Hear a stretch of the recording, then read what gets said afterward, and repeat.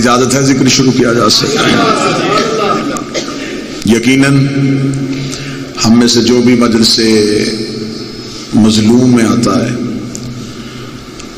وہ مظلوم کے اس موقف کی حمایت کے لیے آتا ہے جس کے نام سے وہ مجلس منسوب ہوتی ہے۔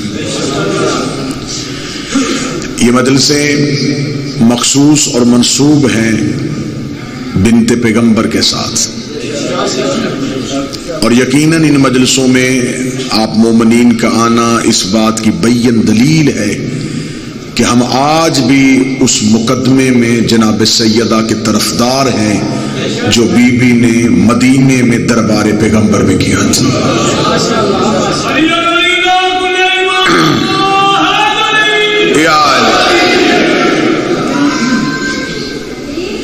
سیدہ بھرے دربار میں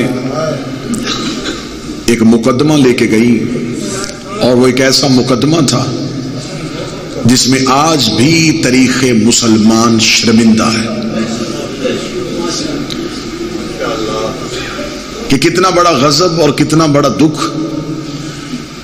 کہ ایک طرف جس نے مقدمہ سننا تھا وہ نبی کا نوکر، اور دوسری طرف جو مقدمہ لے کے گئی ہے وہ نبی کی بیٹی ہے۔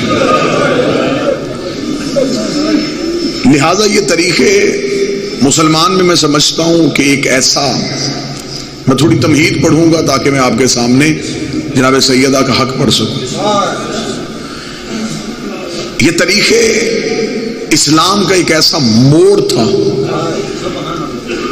جس میں جو کام علی کی تلوار نے نہیں کیا وہ سیدہ کے خطبے کی دھار نے کر دیا۔ شہزادی کا مطمع نظر کھجوروں کا باغ نہیں تھا اور جگیر نہیں تھی۔ مخصوص جگیر بنت پیغمبر کیوں لیتی جبکہ وہ کائنات کی مالکن تھی؟ کون سا زمین کا ایسا ٹکڑا ہے جو سیدہ کی دسترس سے باہر تھا؟ جب کائنات کی ہر چیز پہ راج تھا تو پھر ایک مخصوص ملکیت کے لیے کیوں؟ جناب سیدہ کا وہ مقدمہ تھا ان نام نہاد مسلمانوں کے لیے جنہوں نے اپنے چہرے پہ اسلام کا نقاب اوڑا ہوا تھا۔ شہزادی نے چند گھنٹے دربار میں کھڑے ہو کے وہ نقاب اتار دیا اور زمانے کو بتا دیا کہ اسلام سے مخلص کون ہے اور اسلام کا دشمن کون ہے۔ سیدہ دربار میں گئی اور دربار میں بی بی نے، اور آج میں اپنے لیے خوش قسمتی اور سعادت سمجھتا ہوں کہ ہم سیدہ کا مقدمہ وہاں پہ پڑھ رہے ہیں جہاں سیدہ ہی کی ذریعے ہے۔ ہم سارے ہی اس مقدمے پہ، کیونکہ آج چاند ہو جائے گا، جمادی ثانی کا چاند ہے، تو ہم اس چاند میں بی بی کے گھر میں بی بی کے سامنے یہ گواہی دینے کے لیے آئے۔ مخدومہ حالات جتنے بھی پریشان کن ہوں، ہم آج بھی آپ کی گواہی کے لیے کھڑے ہیں۔ یہ گواہی رسول کی بیٹی کی گواہی نہیں، یہ توحید کی گواہی ہے، یہ رسالت کی گواہی ہے، یہ ولایت امیر المومنین کی گواہی ہے۔ یہ وہی سیدہ ہے جو مباہلے میں توحید کی گواہ بن کے گئی تھی۔ مباہلہ میں توحید کی گواہ بن کے بنت پیغمبر اپنے گھر سے نکلی، اور آپ کو مباہلے میں سنایا گیا کہ پنجتن پاک گئے۔ پنجتن پاک کیوں گئے؟ اس لیے کہ سچے چاہیے تھے۔ صرف بات سچوں کی نہیں تھی، توحید کی گواہی معصوم کے علاوہ کوئی دے نہیں سکتا تھا۔ سامنے بیٹھے ہوئے تھے نجران کے عیسائی، اور نجران کے عیسائیوں نے خدا نے کہہ دیا تھا محمد ان سے کہہ دے یہ بیٹے لائیں ہم بیٹے لاتے ہیں، یہ نساء لائیں ہم نساء لاتے ہیں، یہ اپنے جیسے لائیں ہم اپنے جیسے لاتے ہیں۔ اس سے مراد یہ نہیں تھا کہ تم پادری لاؤ اور ہم حسنین لائیں، اس سے مراد یہ نہیں تھا تم عیسائی لاؤ اور ہماری لائیں، اس سے مراد یہ نہیں تھا تم اپنی عورتیں لائے اور ہم سہارا لائیں۔ خدا نے کہا تھا یہ کیا سمجھتے ہیں کہ مریم سے افضل کوئی نہیں ہے، عیسیٰ سے بہتر کوئی نہیں ہے، روح القدس سے زیادہ اختیار کسی کے پاس نہیں، انہیں کہ پھر ایسے ہے تو ایسے ہی صحیح۔ یہ مریم کو لے کے آئے ہم زہرا کو لے کے آتے ہیں، یہ عیسیٰ کو لے کے آئے ہم حسنین کو لے کے آتے ہیں، یہ جبریل لے کے آئے ہم استاد جبریل لے کے آتے ہیں۔ ان سے کہے پھر ایسے ہے تو ایسے ہی صحیح۔ آواز دی گئی کہ لائے جائیں. جب بلایا گیا تو ادھر سے یہ پنجتن چلے. نجران کے عیسائیوں نے آتے ہوئے پنجتن کو دیکھا تو انہوں نے صرف یہ نہیں کہا کہ ہم معافی چاہتے ہیں. ان کے پادری نے کہا جتنا جھک سکتے ہو اتنا جھکو. جھکنے کے بعد ہاتھ جوڑے, تعظیمی سجدہ کیا, سجدے میں سر رکھا. انہوں نے کہا کہ ہم جھک گئے, ہم مان گئے. عیسائیوں نے پادری سے کہا ابھی پہنچے ہے نہیں, بحث ہوئی نہیں, یہ تجھے پتا نہیں کہ یہ کون ہے, اتنی جلدی جھک کیوں گیا؟ اس کا مجھے نظر کچھ بھی نہیں آ رہا, مجھے ایک نور نظر آ رہا ہے, لیکن مجھے اتنا پتا ہے اگر ان میں کوئی مستور آ رہی ہے تو مریم اس کی چادر کا پہلو اٹھا کے آ رہا ہے. اگر ان میں سے کوئی مرد آ رہا ہے تو عیسیٰ ان کے پیچھے چلتے ہوئے آ رہے ہیں. اس قافلے کا وہاں پہ پہنچنا تھا اور خدا نے کہا ثم نبتہل فنجعل لعنۃ اللہ علی الکاذبین, کہ صرف وہاں پہ سچے اور جھوٹے نہیں تھے. توجہ میری طرف رکھنا. خدا کہتا کہ وہاں پہ لعنت بھی کھڑی تھی اور اس انتظار میں کھڑی تھی کہ کوئی ان کے مقابلے پہ آئے تو میں اس کے ساتھ چلی جاؤں. میں نے پاکستان کے ہر ممبر پہ کہا ہے کہ مجھے آج تک وہ مولوی نہیں ملا جو مجھے آ کے یہ ثابت کر سکے کہ وہ جو لعنت اللہ نے مباہلے میں بھیجی تھی وہ لعنت کا مستحق کون تھا. جب عیسائیوں کے لیے وہ تھی نہیں پھر وہ مباہلے میں آئی کیوں تھی؟ اس کا مطلب وہ چالی کہیں اور تھی, کھڑی کہیں اور تھی, پہنچنا کہیں اور تھا, آ کہیں اور گئی تھی. یہ لعنت مباہلے کے میدان میں کھڑی تھی اور پھر کسی بھی کتاب سے نہیں ملا کہ وہ لعنت واپس چلی گئی ہو, وہ لعنت رحمت میں بدل گئی ہو. وہ لعنت آئی تھی مباہلے کے میدان میں. تو پھر میرا ذمہ دار علماء کرام سے سوال ہے, ہمیں بتایا جائے وہ لعنت کا مستحق کون بنا تھا. اللہ نے قرآن میں جو لعنت بھیجی تھی وہ لعنت کس کے گلے میں پڑی تھی, وہ لعنت کون لے کے چلا گیا تھا؟ کیونکہ عیسائی تو اپنے موقف سے ہٹ گئے تھے, عیسائیوں نے تو جزیہ دے دیا تھا, عیسائیوں نے تو معافی مانگ لی تھی. آؤ پھر ہم تمہیں دکھائیں کہ وہ لعنت کہاں گئی ہے. یہی سیدہ جب مباہلے کے میدان میں گئی تھی خدا نے کہا جو ان کے مقابلے پہ آئے گا وہ لعنت کو لے کے چلا جائے گا. یہی محمد کی بیٹی تھوڑے عرصے بعد ایک بھرے دربار میں آ کے کھڑی ہو گئی. بیوی نے کہا مجھے میری جگیر دے.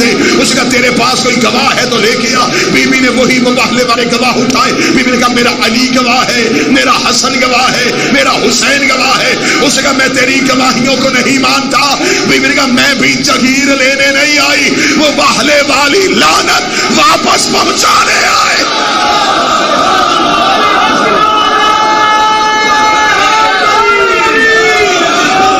میرا مطالبہ بھی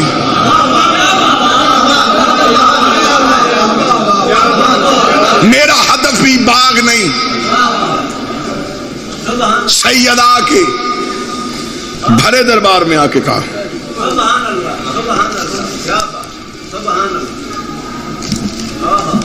یہ بات ولی ناصر صاحب آئیں گے, ان سے پوچھیے.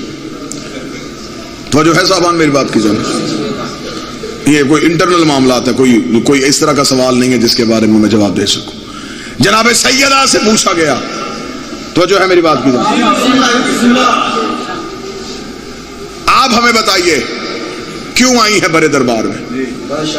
تو جو میری طرح آپ پریشان ہو گئے سرکار. وہ جو پنڈی بھٹیاں میں میٹنگ ہوئی تو اس کا سوال ہے. میں نے کہا وہ جو آئے تھے ان سے آپ پوچھ لیجئے گا. آپ مطمئن ہیں؟ اب میں مجلس پڑھ سکتا ہوں. آپ پریشان ہیں. اگر کوئی اور سوال ہوتا میں کبھی بھی چٹ واپس نہ بھیجتا. لہذا مجلسوں کی رونق کو بحال کریں. جس کام کے لیے آتے ہیں وہ کام سیکھیں. علی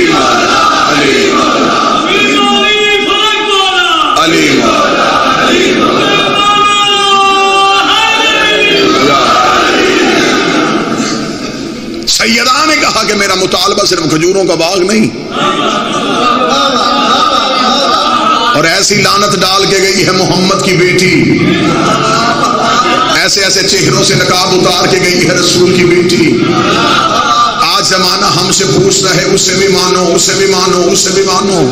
قرآن سامنے لے کے آؤ. سیدہ کی ذری ہے, مناظرہ چاہو مناظرہ کرتے ہیں, مباحثہ چاہو مباحثہ کرتے ہیں, مباحلہ چاہو تو مباحلہ کر لیتے ہیں. مجھے عزت قرآن کی قسم ہے. اور قرآن سے پوچھتے ہیں میرے مالک تیرے راضی ہونے کا معیار کیا ہے؟ فرمایا میرے راضی ہونے کا معیار ایک ہی ہے, جس سے محمد راضی ہو جائے اس سے میں راضی ہو جاتا ہوں. آؤ مدینے میں جا کے رسول سے پوچھے یا رسول اللہ تو کس سے راضی اور کس سے ناراض ہے؟ فرمایا الفاطمہ تو بسعت منی, فاطمہ فاطمہ میرا ٹکڑا ہے، جس نے اسے ناراض کیا اس نے مجھے ناراض کیا۔ اس کا مطلب ہے کہ محمد کی بیٹی ناراض ہو تو محمد ناراض ہو جاتے ہیں، محمد ناراض ہو تو اللہ ناراض ہو جاتا ہے۔ صحیح بخاری سے لے کے مشکات تک حدیث نہ دکھاؤں تو گردن کا لہو دوں گا۔ محمد کی بیٹی کا یہ روایت آج بھی صحیح بخاری میں لکھی ہے، یا علی گواہ رہنا میں اس سے ناراض ہو کے جا رہی ہوں۔ اب ہمیں یہ نہ بتاؤ کہ رضی اللہ کسے کہتے ہیں، ہمیں بتاؤ بطول کس پہ راضی ہے۔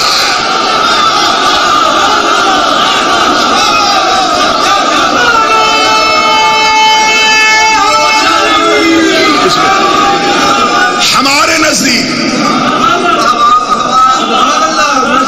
معیار رضائے پروردگار ہے جناب سیدہ۔ منت کر کے کہوں گا، اپنی خطابت اپنی ذاکری کا آغاز میں نے یہاں سے کیا، ہاتھ جوڑ کے کہوں گا زندگی میں جناب سیدہ کو تنہا نہ چھوڑنا، بی بی کی مظلومیت پہ کوتاہی نہ کرنا، ایک لمحے کے لیے بھی دنیا کے سامنے یہ سمجھوتا نہ کرنا کہ ہو سکتا ہے کہ اگر ہم یہ بات کہیں گے تو ہماری زندگی خطرے میں ہے۔ تیری زندگی سے کہیں زیادہ بہتر ہے سیدہ کے مقدمے کی گواہی۔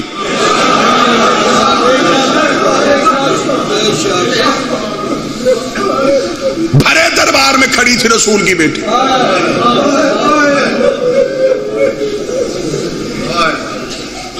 خراج تحسین جناب سید ریاض حسین شاہ صاحب کو انہوں نے وہ حرم دوبارہ تعمیر کیا۔ ہمارا آج کی اس پہلی مجلس میں یہ مطالبہ ہے حکومت سعودی عرب سے کہ تمہیں ہم اب بھی وقت دیتے ہیں، 12ویں کے آنے سے پہلے روزہ تعمیر کروا لو۔ اگر وہ آ گیا تو بڑی بڑی قبروں کو بے نقاب کرے گا۔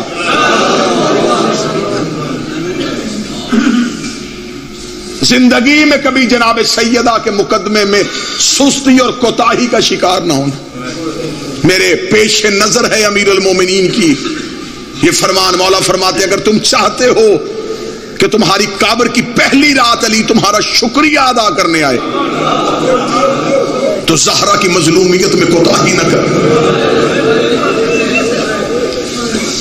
سیدہ کے مقدمے میں انتہائی روحانیت ہے مجلس میں۔ میں نے خطبے کے بعد فضائل کا پہلا جملہ پڑھا اور بار بار میری زبان پھسل کے مصائب کی طرف جا رہی ہے۔ ایسے محسوس ہو رہا ہے کہ جیسے مجلس میں کوئی چاہ رہا ہے کہ صرف رو۔ لہذا میں معافی مانگے میاں صاحب، مصائب کی 4 سطریں طویل پڑھ دوں گا، انتظار میں قبلہ کا کروں گا، لیکن مجھے 4 سطریں بی بی کی غربت کی پڑھنے دیجیے گا۔ میں نے پچھلے مجالس میں بھی اعلان کیا تھا، آج پھر کرتا ہوں، آج ہے چاند۔ اس چاند کو ایسے دیکھنا جیسے محرم کا چاند دیکھتے ہیں۔ ذہن میں یہ چیز نہ رکھنا کہ یہ جمادی الثانی کا چاند ہے، نہ، اسے محرم کا چاند سمجھ کے دیکھنا، رو کے اس چاند کو دیکھنا۔ 3 دن تک ہو سکے معمولات زندگی معطل کر کے گھروں میں زہرا کی مظلومیت پڑھنا، امام بارگاہوں میں جانا، سروں پہ خاک ڈالنا، تیری حالت دیکھ کے تیرے ہمسائے، تیرے رشتہ دار، تیری گلی لوگ احباب تجھ سے پوچھے تجھے کیا ہوا ہے، پھر رو کے بتانا قتل ہوئی ہے محمد کی بیٹی، گھر آ کے مارا ہے مسلمانوں نے رسول کی بیٹی کو۔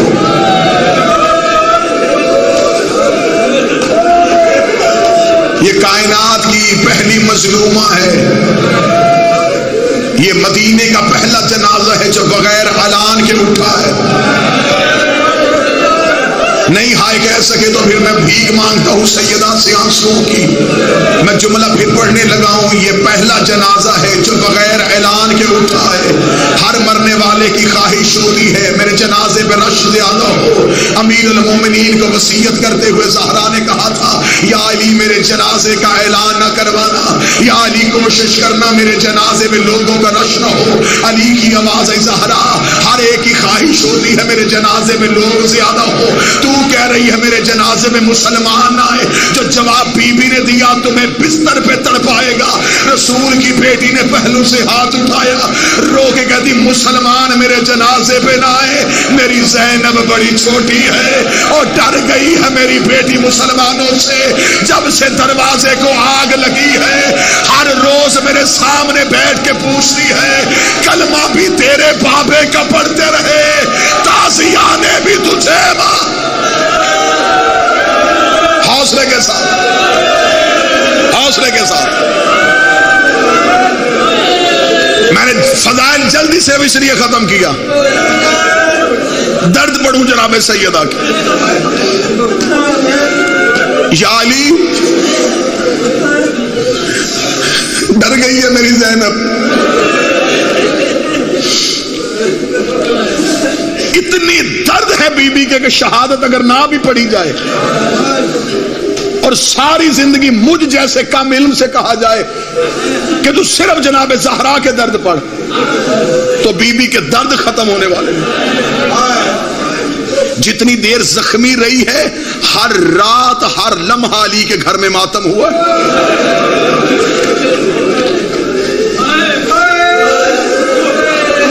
ابھی یہ ممبر کے تقدس کی قسم, ابھی میں مجلس پہ آنے سے پہلے ابھی تھوڑی دیر پہلے میں نے ایک روایت پڑھی ہے گاڑی میں کتاب میں, جو ابھی میں نے پڑھی ہے میں وہ ابھی ممبر سے سنا دیتا ہوں. جناب زہرا کی زخمی ہونے والی راتیں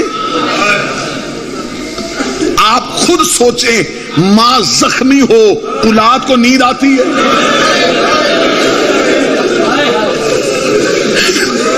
ماں تڑپ رہی ہو تو بیٹیاں سو جاتی ہیں. نماز پڑھانے کے بعد علی گھر نہیں جاتے تھے, علی مسجد میں بیٹھ کے روتے رہتے تھے. صحابہ سے کہتے میں کیا کروں, میں گھر جاتا ہوں میری بیٹیاں میرے سامنے روتی ہے, علی کو شرم آتی ہے. زینب رو کے کہتی بابا تیرا پاس تو تلوار بھی تھی, میری ماں زخمی کیوں ہو گئی؟ کوئی سید بیٹھا جو میں ابھی روایت پڑھ کے آتا ہوں ابھی سنا دیتا ہوں. ایک دن علی مسجد میں بیٹھے تھے, حسن روتے روتے گھر آئے. حسن نے آ کے روتے روتے علی کی جھولی میں علی کی گود میں سر رکھا. علی نے حسن کا ماتھا چوم کے کہا حسن کیوں رو رہا ہے؟ رو کے کہتا بابا آج کے بعد میں بھی گھر نہیں جاؤں گا. فرمایا حسن کیا ہوا؟ فرمایا بابا میں ماں کے حجرے میں گیا, مجھے ماں کی غربت کی قسم میری ماں نے نماز میں ہاتھ اٹھا کے قنوت نہیں پڑھی, میری ماں کا ہاتھ چہرے پہ تھا, رو رو کے کہہ رہی تھی میرے اللہ گواہ رہنا زہرا کا چہرہ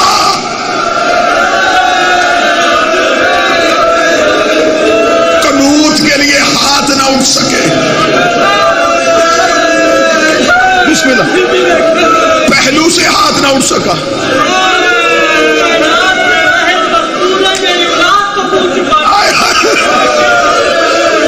دروازہ جلنے سے لے کے شہادت تک زہرا بیٹوں سے چہرے چھپاتی رہی ہے. رو کے کہتی نہ آیا کرو میرے حجرے میں, میرے زخم نہ دیکھنا.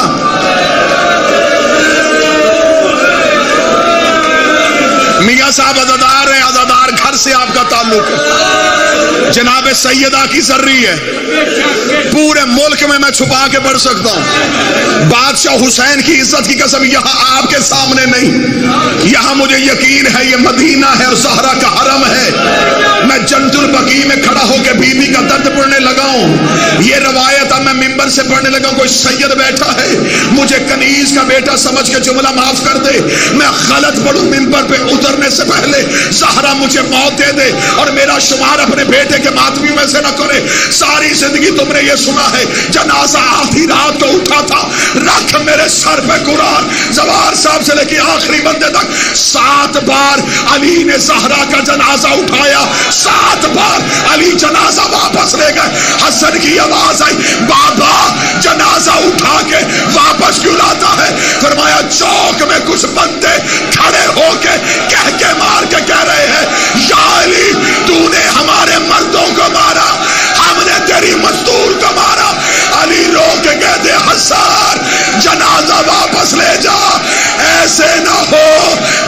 زینب مر جا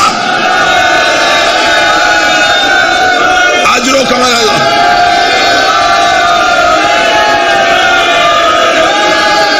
7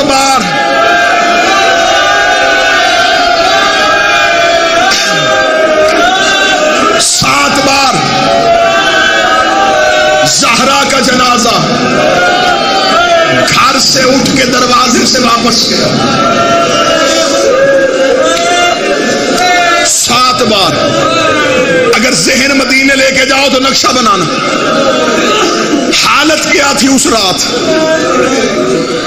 دروازہ جلا ہوا، چھت گری ہوئی، حجرے میں محمد کی بیٹی کا جنازہ، جنازے میں سسکیوں کے ساتھ 2 بیٹیاں رو رہی تھی. دروازے پہ 2 بیٹے دور سے ماں کا جنازہ دیکھ رہے تھے. سوال کرے مجھ سے پنڈی بھنڈیاں کا عزادار کے بتا علی کہاں تھا؟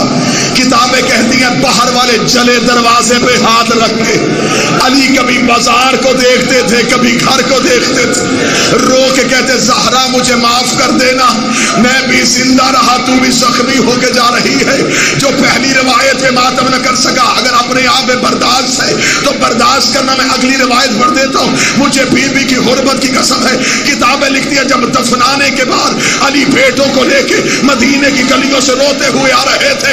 کسی بندے کے جگر کے اندر اگر طاقت ہے وہ روایت سنے. یا ایک موڑ پہ آ کے حسن نے بابے کی ابا میں ہاتھ ڈالا، روکے گا بابا کسی اور گلی سے گزر، میں نے اس گلی سے نہیں گزرنا. فرمایا حسن کیا ہوا؟ فرمایا بابا کہیں اور سے چل. فرمایا حسن کیوں نہیں جاتا؟ روکا بابا سامنے چوک میں وہ بندے کھڑے ہیں جنہوں نے میری ماں کو مارا تھا. بابا میں دیکھ رہا تھا کہ ایک ہی ہاتھ میں تازیانہ تھا، دیکھ کے کہہ رہا تھا زہرا دروازہ چھوڑ. ہے سیدہ میرا اللہ یہ چیخے محمد کی بیٹی کے مقدمے میں بطور گواہی کے درج.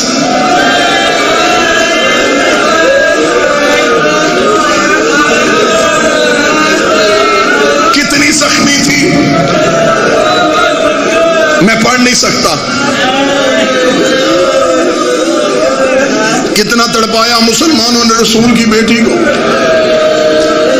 یہ میں سنا نہیں سکتا. ایک ایک اشارہ دینے لگا. کتنی زخمی تھی جتنا شام میں سجاد زخمی تھا.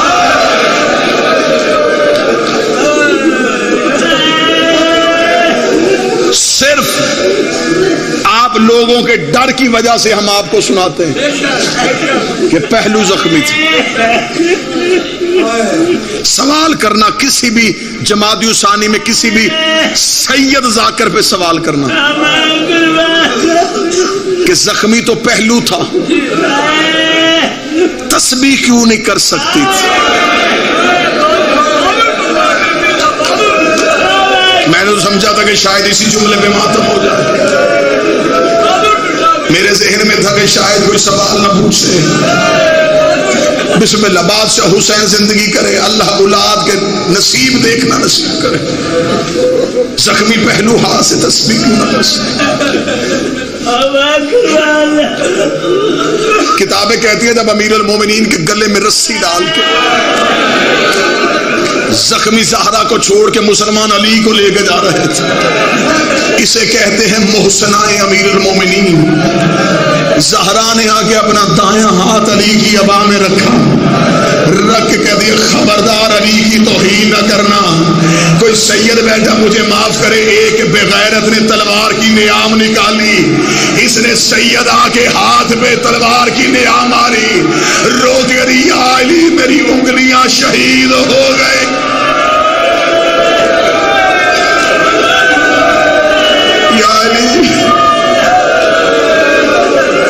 میں دائیں ہاتھ سے تسبیح نہیں پڑھ سکتا.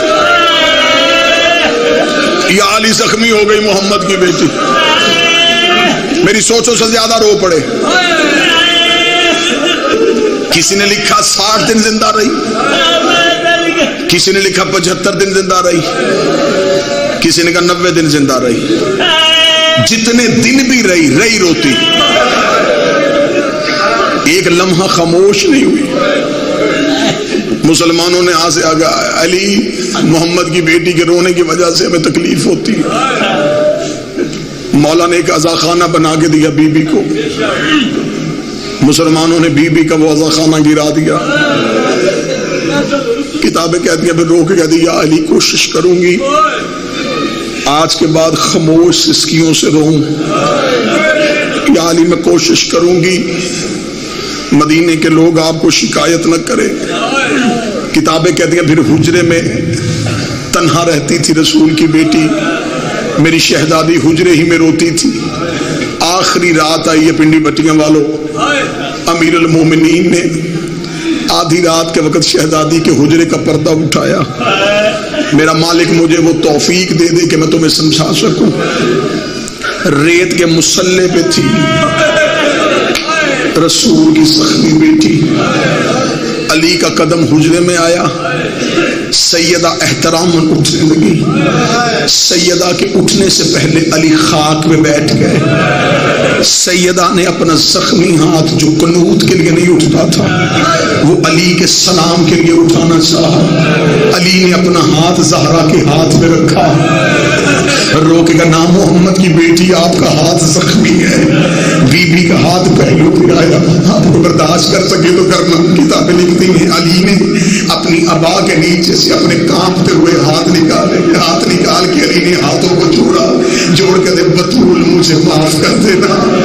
بطول آج تیری آخری رات ہے. علی معافی مانگنے آیا ہے.